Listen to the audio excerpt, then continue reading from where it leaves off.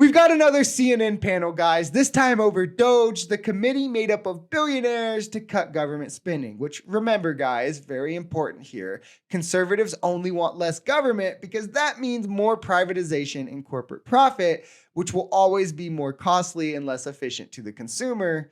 But it might not be going exactly according to Trump's plan, as Elon has already faced massive backlash from the MAGA base, and now Trump might be pushing Vivek to pursue other opportunities himself.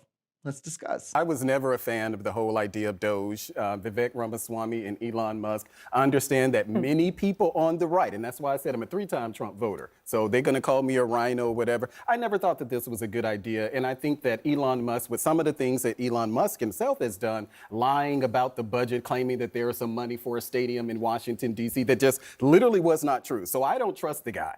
Just me. I don't trust Elon Musk. I wrote an article about him, about the problem with the GOP has with someone like Elon Musk. There goes your Twitter account. Literally, I just got my Twitter account back today because I was critical of Elon Musk, and I just was off of restriction today before I came into the show. Free speech. But guess what? You're back on it tonight. Yay for free speech. I don't have a following. Nobody follows me, trust me. So, but what I will say about this with Vivek Ramaswamy, you know, I was critical of Vivek Ramaswamy because I felt as if he ran during the primary as basically a surrogate for Donald Trump. I just love to start off how much justification a Republican has to do before they disagree with something Trump says or does. Like, it's such a cult that everyone in it is scared to dissent because Trump will cancel you if you do, and you will be left without a party. But remember, it's the left who cancels and censors, guys, not the right.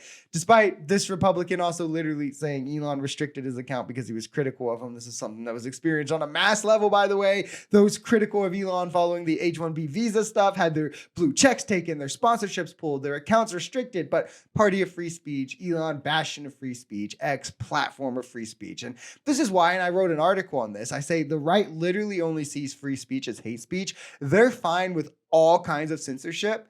But the second you stop them from saying the N-word or sympathizing with the Nazi, that's when they have a problem. Think about why none of them are that mad at Elon for restricting accounts. Think of why they're not mad at Trump for saying he would make it illegal to burn the flag. Think of why they're literally the party that does book bans, that justifies book bans. But then when somebody gets canceled for saying the N-word or sympathizing with Nazis, it's a giant uproar. It's quite literally in front of your face. It's obvious. How much do you think we can rip out of this wasted $6.5 trillion Harris-Biden budget? Well, I think we can do at least $2 trillion. Yeah!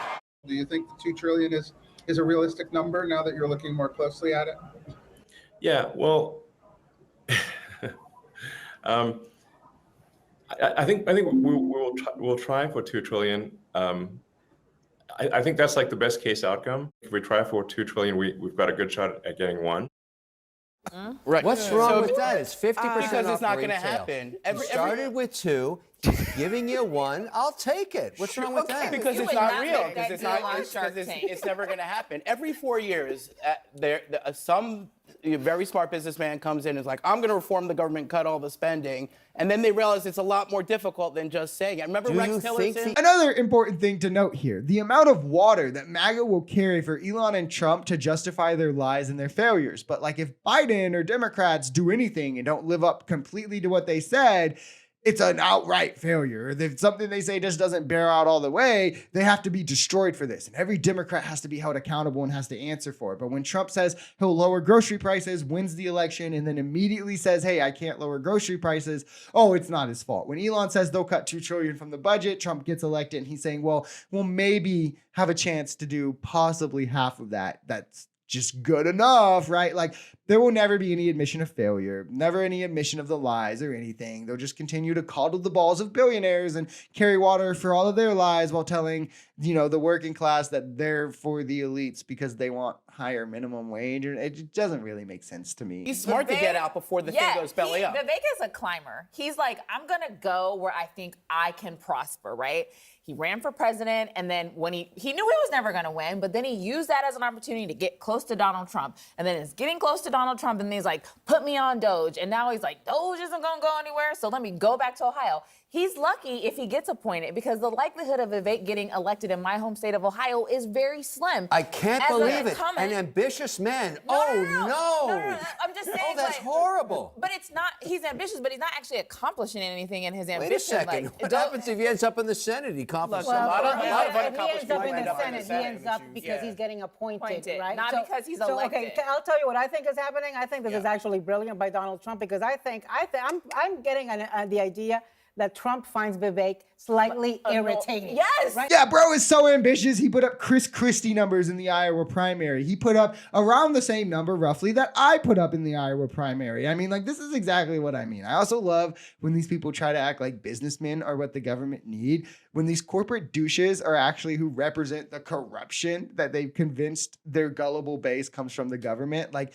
Vivek would, one, never win an election. Bro couldn't put 3% up in the Iowa caucus. He's a failed candidate, right? If Trump wants to appoint him for Senate, I guess go ahead. If he wants to DEI hire him to the Senate, isn't that like what we say about things like that? Shouldn't MAGA say that? Wasn't Kamala Harris a DEI hire because she didn't get a lot of votes in the primary and then Trump picked her for VP? So if Trump does this, does that make Vivek a DEI hire? I mean, he's brown. He's even brown. So like right there for you guys. I guarantee none of them say anything because, you know, Vivek likes Trump, right? But he's going to turn around and instantly lose the seat if Trump does appoint him there because not an electable guy.